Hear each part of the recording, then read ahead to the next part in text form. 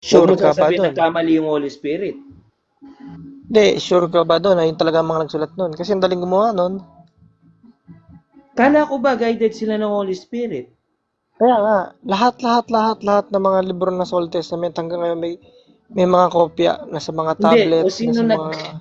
Ang usapan nga dyan, Ang tanong, compilation eh. Kinumpile. ang tanong nga, yung mga libro ba na yun meron kaparehas doon sa mga evidence na nakuha? Yes or no? Yes. Asan? Kasi hinahanap ko yun Nasaan eh. na? Yung Book of Enoch. Wala eh. Anong book? Yung Book of Enoch ba nasa Bible natin? Wala. Oo. Ba't mo hinahanap yun? Ngayon, Yung wala, hahanapin ko wag mo mo yung mga anim hanapin. na books. Ibig sabihin, yung Book Hahana, of Enoch, dahil I-search sa natin kung guidance meron ng talagang Holy concrete Spirit, na evidence yun. Eh. dahil sabi mo, guided sila ng Holy Spirit, so yung Book of Enoch, alam ng Holy Spirit, hindi totoo yun. O, kaya hindi sinama yun. Pero actually, sa ibang Ngayon, ano, yung... hahanapin. O sige. Patalo mo na ako ngayon. Hmm. Hahanapin. O sige. Panalo ka ngayon. Hahanapin ko kayo yung 7 books na yun. Pagka hindi ko nakita yon yung mga pinakasolid na evidence noon, nakagaya ng mga may cuneiform at mga papyrus, at yung mga merong historical record, pag wala yun, babalikan ko kayo. Ah. Bro, kapag wala yun, ibig sabihin nagkamaling Holy Spirit. No. Nasaan hindi Hmm. nagkamali. Ay, hindi. Talagang hindi para sa Diyos yun. Kasi si God kasi, God, naniniwala ka ba na ang Diyos natin ay totoo? God of truth. Oo, kaya nga, paano magkakamali Wala dun? na, Kaya ngayon, lahat giniide ng sila sinabi, ng Holy Spirit. alam mo ba lahat ng nasa Bible is merong historical evidence na may acclaim? Ngayon, Hmm. gusto ko, tapos syempre, alam din naman ni God na ang tao is naniniwala lang sa evidence. Hahanapin ko kayo yun. Pag wala akong nahanap, sorry, mali yun. Hindi kay God yun. So, nung pinakompile ni God, yung pinakompile ni God ang Bible, na nandun yung Kasi, 7 books na yun, kasi, nagkamali siya. ganito. Di Ganito, bro, sabihin ko sa'yo. sagutin mo. Hindi, kung talagang powerful si God, ibig sabihin, pati yung book na yan, mapoprotektahan niya yan. So, ibig sabihin Ano yung na 66 paano books yan? na yan, Nasa amin nga eh. so, Kayo lang ayaw gumamit. hindi ko nga alam kung ginagamit niya yan. Ginagamit namin yan. Sige, ikaw. Tanungin kita. Pero sa inyo, pagka kausap kayo Hindi nga. kasi, ginagamit namin kasi Hindi hindi nga, nyo naman tatanungin kita. tatanggapin eh. Hmm. Tatanungin kita. Para saan Oh. pang judgment kami purgatory? Cleansing nga yun eh. Kapag Eh, bakit na-judge ka, meron pang... pero may sala ka, di ba? Sigurado naman may kasalanan tayo. Eh yun, hindi Hmm, pwede. Lilinisin ka nga. mali. So wala nang Mali. linis-linis sa inyo. Enough na ang blood ni Jesus Christ. Enough na nga. Sinabi ko bang Oh, hindi? ba't lilinisin ka pa? Pagtapos nun, ano pa yun? Kasi O pag paano namatay yung ka, kasala mo? oh, oh, Paano na yun? repent. Tapos na yun. Repent. Na-judge ka na nga eh. Pagtapos ng judgment, yun na. Wala nang purgatory. Yun na, hell or heaven. Walang in between, walang gitna doon. After you die, judgment. Tapos doon napapasok yung mga gagawin ka ng bagong katawan. Nasaan ang mga purgatory doon?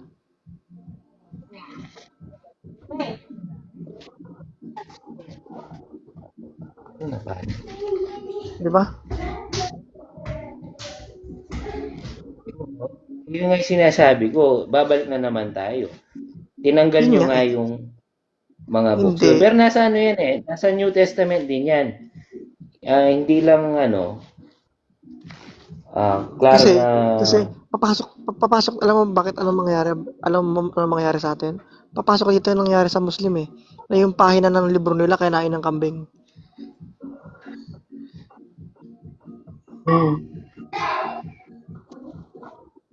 anong They believe connection na nun? yung Eh 66 sa books kanila na yan is kambing yung kumain eh. accurate na yan. Tao yung nagtanggal eh. Kayo yung nagtanggal eh. Isipin mo nga kung may purgatory. Totoo ba talaga yan? Oo nga. Hindi, ikaw, tatanungin kita. Oo nga. Ngayon, bakit nga ganun? Kung pagtapos kang i-judge, bibigyan ka Hindi, ng yung ano bagong kasi. katawan. Hindi Ano yung yun? ano kasi. Nasaan ang purgatory Paliwanag doon? ko sa'yo. Yung purgatory kasi, part yan siya ng judgment. No? And ang pupuntahan lang talaga ng Ha? tao, ang pupuntahan lang talaga ng tao, ng kaluluwa ng tao is heaven and hell lang talaga. Kaso yung purgatory kasi, yan yung preparation sa'yo para makapasok ka sa heaven. No? So, pag sinabi ng Diyos na, punta ka ng heaven, kaso may kasalanan ka pa, kailangan mo pang malinis, no? Para makapasok ka ng langit. No? Pero yung purgatory, hindi siya parang PBB na pwede kang ma-evict or pwede kang mapuntang impyerno. Hindi. Lahat ng nasa purgatory, diretso na yan langit. Hindi na mapupunta sila sa impyerno yung nasa purgatory. So, part ng judgment ng purgatory. No? Ganun lang siya, bro. Hindi siya Doesn't second make sense, chance, bro. hindi siya pagbibigay ng second chance. Kasi, ano yun, kidney? Ha? Kidney, filter? Hindi yung ganun. Sige, sige. Ewan ko, bro. Magulo. Pag may ganun. Yung kidney kasi, ano yan eh, paglilinis, palabas. Yung purgatory, paglilinis, paloob. Purgatory, lilinisin ka para Magulo. makapasok. Yung kidney, lilinisin yung loob mo para lumabas yung dumi. Bago nakakatawa mo, lilinisin ka pa? Hindi nga, kaluluwa nga yung ano mo, purgatory sa'yo. Purgation. Purga, ibig sabihin cleansing, Ganon? lilinisin. Kaluluwa. Yung sa ano naman, yung sa may final, sa second coming, ang tawag doon, final purification. Yun na yung pinakahuli. No? So after nun, wala nang magkakaroon pa ng partial purgation. Wala nang ganun. Meron nang magkakaroon ng Teka, final purification. Universal, no? Cosmic purification. Iba rin kayo sa Orthodox Christian. Kami, Orthodox Christian ng Catholic. Pag sinabi mong Orthodox, original. Ano yun, Roman? Roman rite. Yan yung paraan ng paraan na ginagawa. No, iba't ibang merong yung Catholic Church, meron yung iba't ibang rites, iba't ibang paraan kung paano sila sumamba, ganyan. Kunyari, yung iba sa Orthodox is nagpapatira pa sila parang Muslim, 'di ba?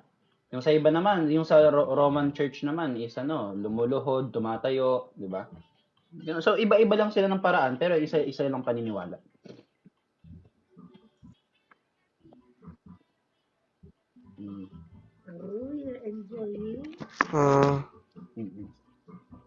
Yung yung kasi yung tinutukoy mo na huli na bibigyan ka ng bagong katawan. Okay.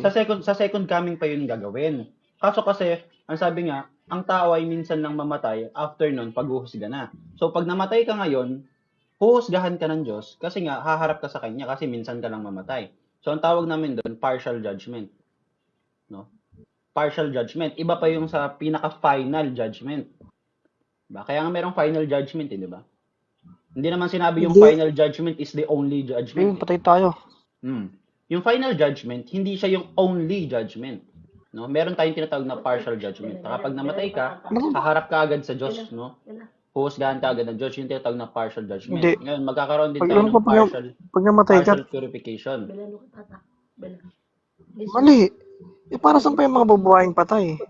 Kung meron na agad judgment. Alam ko sabay-sabay lahat. Bibigyan niya sila ng bibigyan, kasama yung mga sa langit, ibabalik sila sa bibigyan sila ng bagong katawan. Kahit yung mga anghel sa langit na, yung mga santo. Pag tinignan mo sa Revelations, no? Meron ng mga martyrs, merong mga elders doon sa heaven. So may mga tao na sa heaven, no? So yung tinatawag na, no? So bibigyan sila ng panibagong katawan din. Kasi sabay-sabay 'yon. Bibigyan sila panibagong katawan. Pero ngayon, spirit pa lang sila doon sa langit. Yun nga. Tama. Ganun lang siya. Hindi kasi kasama yung katawan sa lilinisin. No, kasi kapag sinabi mo Kapag sinabi mong Hindi lilinisin sa'yo, yung katawan, edi yung katawan na yon is luma, hindi bago. 'Di ba? Luma yung bro, katawan, pinatunayan mo nilinisin lang din na lang. pinatunayan mo lang din bro na walang purgatory. Hindi Kasi kasi may spirit na sila dun. hindi kasi yan yung doktrina ng ng purgatory na kasama yung katawan sa paglilinis. Hindi yan yung hindi yan yung doktrina. Baka nalito ka lang. Hindi yan yung doktrina ng purgatory, bro. Ayun no, final judgment, ay katapusan. Tama, yun na Nalito yun. ka, bro. Isa lang naman ang judgment eh. Hindi, bro, hindi lang siya isa. Meron kasi tatawag na final judgment tsaka partial judgment. Kaya Pag may sinabi mong tinatawag final, na ayun yung kasal huli. eh. Pag sinabi mong Merong final, marriage ay of the church. tama, yan, tama. Isa yan sa mga namin, isa yan sa mga doktrina namin, marriage. Na may kita may sa 1 Corinthians 13:10. Na Yes. sinabi doon na hindi pa ganap. Ngunit pag dumating na ang sakdal, lahat ng mga hindi ganap ay mawawala. So, ibig sabihin nun. So, agree kami dyan. Meron talagang meron talagang partial judgment.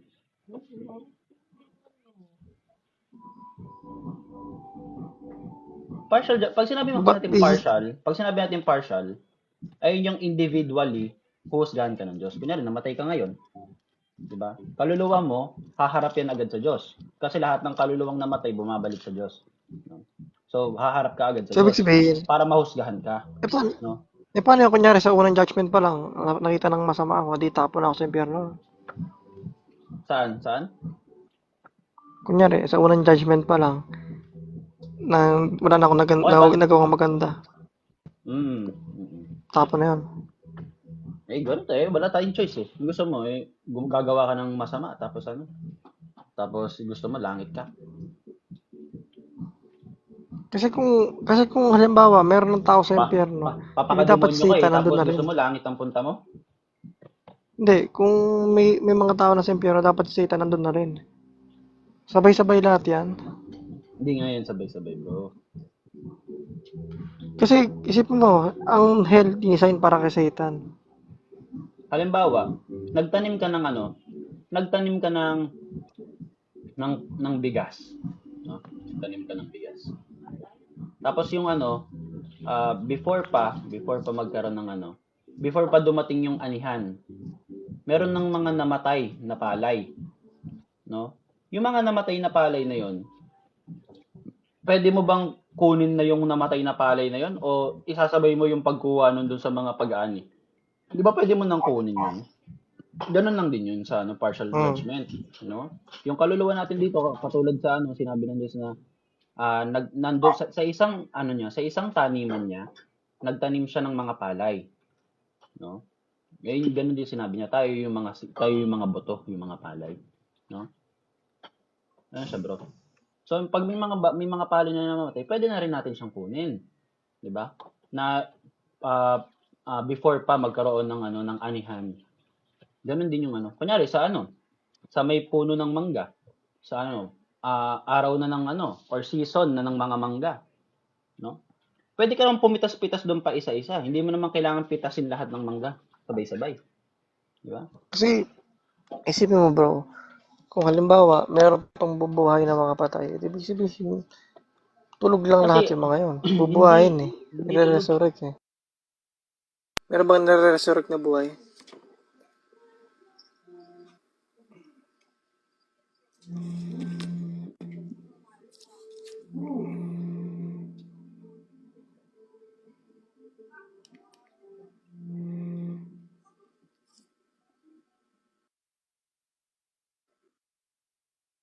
hiwala yung katawan mo at yung kaluluwa mo.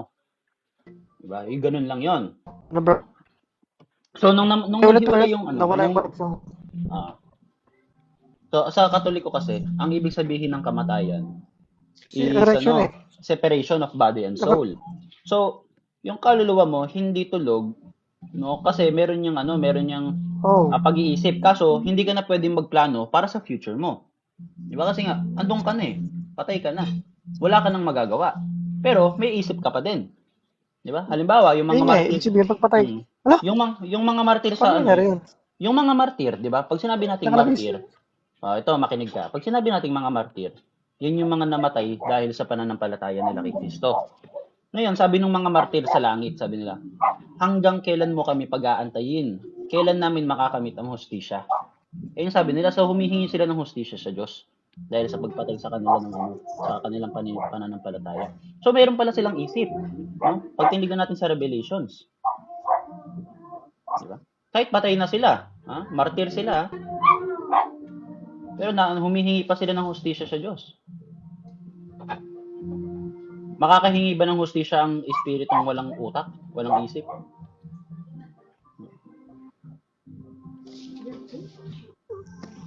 Hindi, alam ko lahat yun, tulog eh. Hindi yan sila tulog, humihingi ng hustisya. Meron bang tulog na humihingi ng hustisya? Parang Nananaginip, wala ganun? kang nag-aantay ng judgment. Ano yung nananaginip? Sasalita habang tulog? Sleep talking.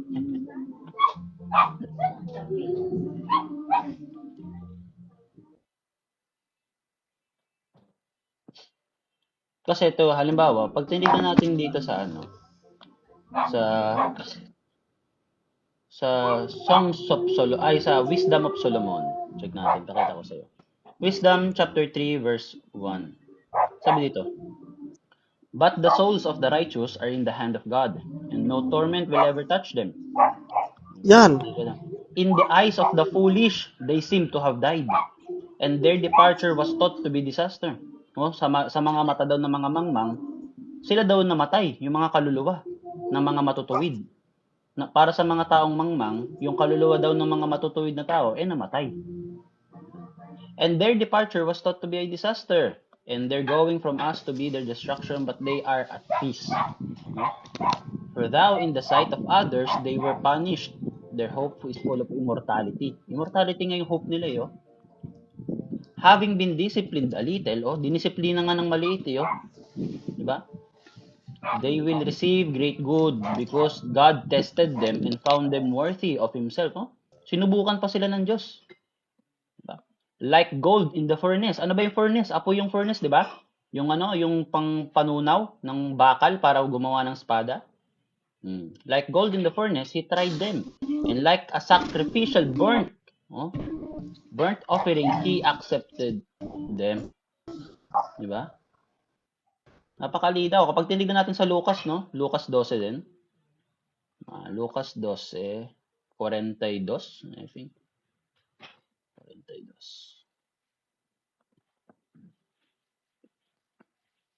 Sabi dito.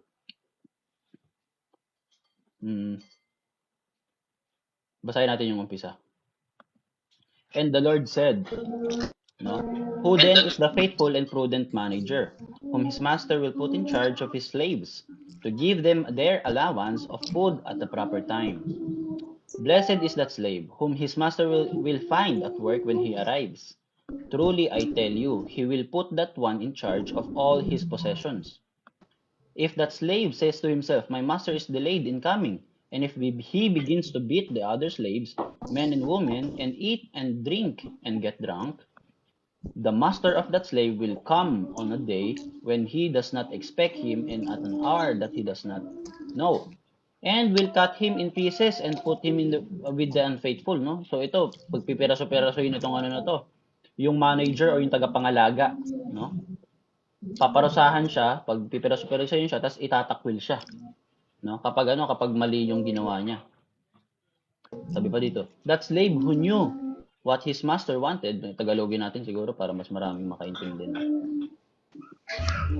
Sabi dito, ang aliping nakakaalam ng kalooban ng kanyang Panginoon, ngunit nagpapabaya o ayaw tumupad sa ipinapagawa nito, ay paparusahan ng mabigat. May parusang mabigat pala, Ngunit ang aliping hindi nakakaalam ng kalooban ng kanyang Panginoon, magkulang man siya sa kanyang tungkulin, ay paparusahan lamang ng magaan. May parusang magaan pala. Ano yung tinutukoy dito? Na parusang magaan, di ba? Ang binigyan ng maraming bagay ay hahanapan ng marami. At ang pinagkatiwalaan ng lalong maraming bagay ay pananagutin ng lalong marami. Di ba? So, mayroon palang iba't ibang uri ng parusa. Di ba? Yung purgatory kasi, yan yung tinatawag na disciplining or purgation. Parang papaluin ka ng Diyos dahil pasaway ka. Ganun lang siya. Napakasimple. O, umalis na.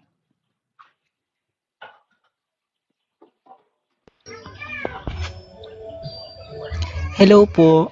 Hello, Jana. Milvera. Hello, hello. Anong religion mo, bro? What's up, Uncle Nash? Saan po mababasa po yung yung purgatorio po? Saan Purgatorio kasi pong sa Biblia? sa Biblia, I think, saan ba yung purgatorio? Alam ko meron sa Ecclesiastes eh. Tapos meron din sa sa 1 Peter 3:5 sa La Sagrada Biblia. Pero I think commentary lang yun eh, yung nasa eh. Pag sinabi kasi yung purgatorio, yun yung paglilinis. Tapos yung purgatory isa yung term. Term yan ng doctrine.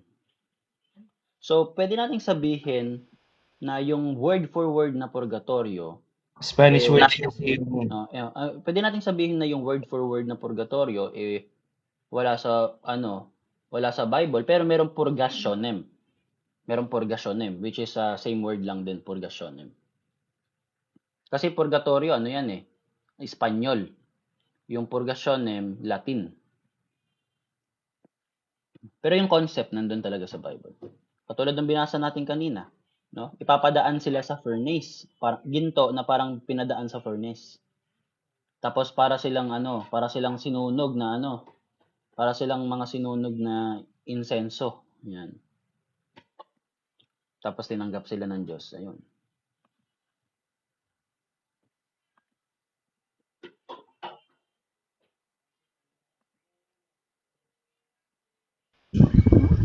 Ano bang mga paraan po para makalis doon sa purgatorio? Ano yung sinasabi din ng Hindi ka, Biblia? yung purgatorio kasi bro, hindi siya bagay na dapat mong takasan eh. Hindi siya bagay na dapat mong dapat mong alisan or takasan, no? Hindi siya ganoon. Yung purgatorio kasi isa yung isa yung uri ng pagdidisiplina sa iyo ng Diyos eh, di ba? So nandyan ka sa purgatorio kasi mahal ka ng Diyos. Parang papa mo, no? Alam mo ba ba't kita pinalo? Kasi mahal kita, ganoon. Kahit halos patayin ka na sa bugbog. Yung misa, paraan din ba siya ng pag, yung pagpapaano doon? Pagdadalisay o Pag-alis. pagbanal. Yung misa kasi sacramental yan eh. Lalo na yung day of obligation ngayong linggo. Yan, obligation yan. Dapat talaga magsimba ka. At saka parang may mga din sila eh. May mga dasal sila. Dasal na Parang para makapag-alis ng mga kaluluwa sa purgatorio. May mga tawag dun eh. hindi siya, petition siya, petition. Yan. Petition siya. Yan, para makapunta na sa langit yung isang kaluluwa. Pero hindi natin alam. Wala tayong kasiguraduhan dun. Or hindi naman sa walang kasiguraduhan. Hindi natin alam kung ano yung nangyari sa kanila. Ang alam lang natin, may awa ang Diyos. Ganun lang. Kumbaga parang ang purgatorio ay yung parang awa siya ng Diyos dahil sa mercy niya. Yung ang sakop siya ng dugo ni Kristo eh. Kasi 'di ba ang sabi dun sa Revelations, yung kanyang mata ay nagliliyab. No? Ano bang sinisimbolo nun? Bakit nagliliyab yung mata? Kasi yung eye of God, siya eh, sumisimbolo siya sa presensya ng Diyos, yung eye of God. So yung presensya siya daw ng Diyos is nag-apoy, parang ganun, yung eye niya, nagliliyab yung mata niya. So pwede nating sabihin na ganun yung purgatory, no? Na nandiyan yung Diyos, pero nililinis ka niya sa presensya niya. Kasi 'di ba nga lahat ng makakita sa kanya parang mamamatay dati sa lumang tipan.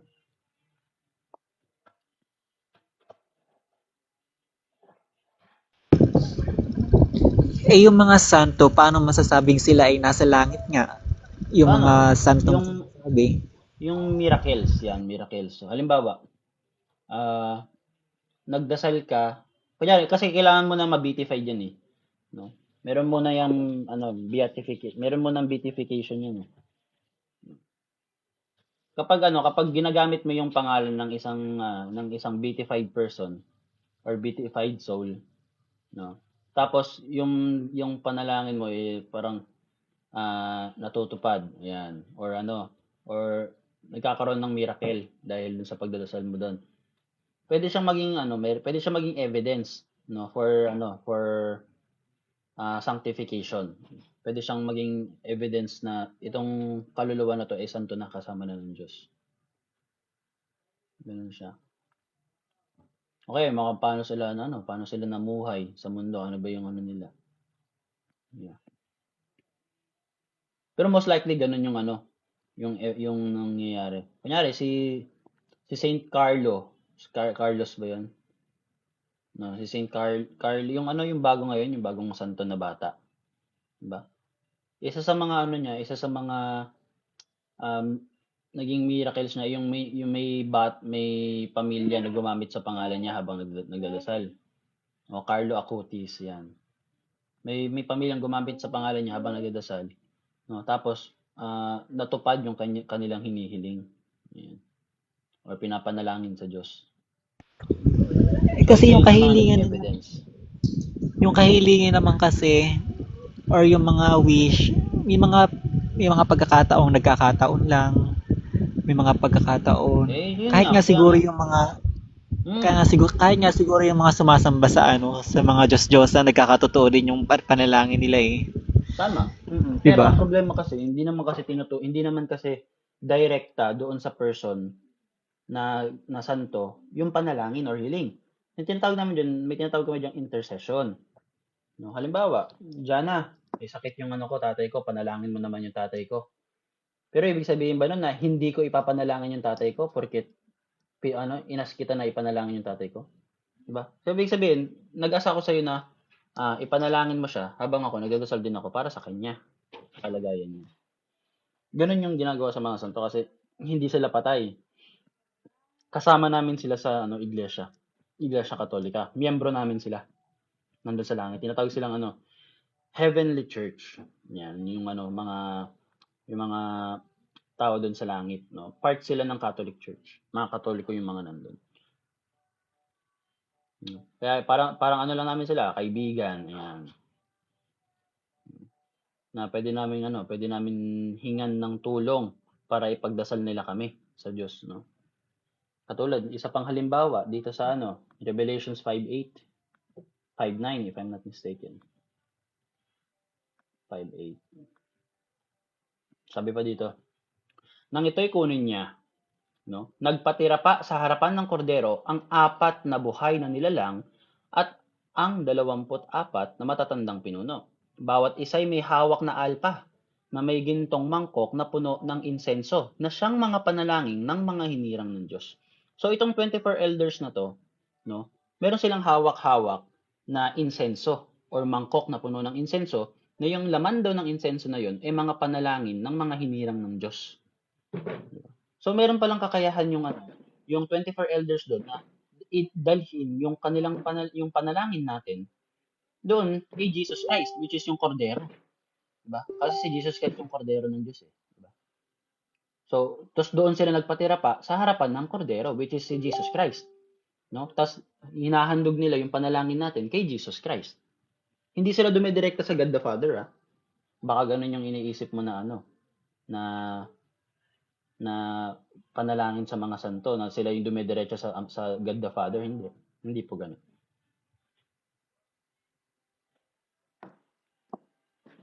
Ano pa tanong mo, bro?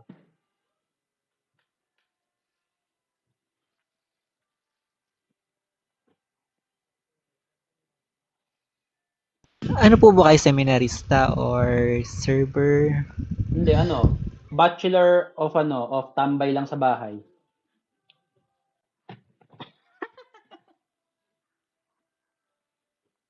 Tingin niyo po ba, brother, nasusunod po ba yung mga tradisyon sa ating simbahan?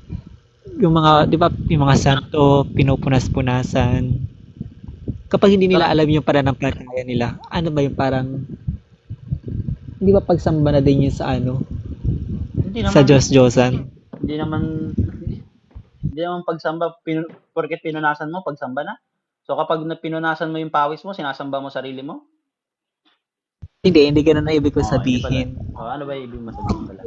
Halimbawa, hindi nila alam yung kanilang pananampalataya. Di ba marami naman sa mga Katoliko na hindi nila alam ang kanilang Mm. pananampalataya. Mm. So, parang ang tingin nila doon sa mga santo, parang Diyos na rin. Ay, yung ganun, Parang, mali yung ganun. Pag sinabi niyo parang parang Diyos, nawawala na sa kanila yung salitang Jesus, parang ganun. Hindi, o yung ganun, yung di ba, mga ganung tao, yung mga dapat pinapangaralan. No? So, pag tinuring mong Diyos ang isang hindi naman Diyos, yun yung mali. Di ba? Kapag ginawa mo siyang Diyos, mali talaga yun. Lahat ng Katoliko, agree doon. Lahat ng nakakaalam ng doktrina. Kunyari, pero hindi porket pinupunas-punasan, hindi naman natin nakikita yung puso nila or iniisip nila. Na ito bang tao na to, pinupunasan niya yung yung rebulto, sinasamba ba niya yung rebulto bilang Diyos? Ganun ba? Hindi natin alam. Ano? Hmm. No more, no more. Dede na lang. Dede.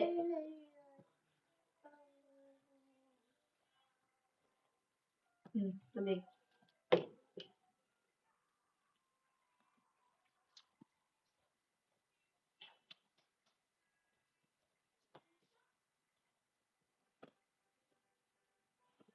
Bumaba na sila.